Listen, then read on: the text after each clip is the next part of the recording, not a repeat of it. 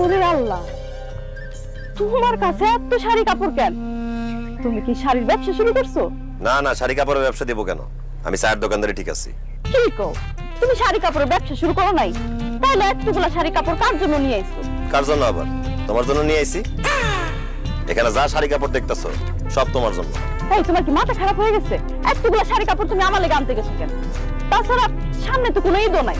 মনে নাই তুমি আমারে কইছো বিয়ার পরে কোনোদিন তোমার আমি কোনো শাড়ি কাপড় কিনা দেই নাই?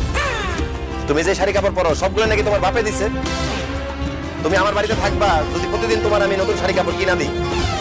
এই জন্য আজকে সকালে ঘুম থেকে উঠে মার্কেটে গেছি, 32টা শাড়ি কাপড় নিয়ে আইছি। প্রত্যেকদিন একটা করে নতুন শাড়ি কাপড় 32 দিন ধরে পরবা। আরে দূর, ওগুলো তো আমি এমনি কথা দিচ্ছি। এই লেগে কি তুমি আমার লেগে এতগুলা শাড়ি কিনা নিয়েবা? আরেকটা কথা, তোমার কাছে তো টাকা পয়সা নাই, তুমি এতগুলা শাড়ি কিনা টাকা কই পাইছো? টাকা আর কই পাবো?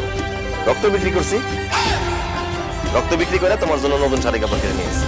আল্লাহ গো আল্লাহ, তোমার কি মাথা খারাপ হয়ে গেছে?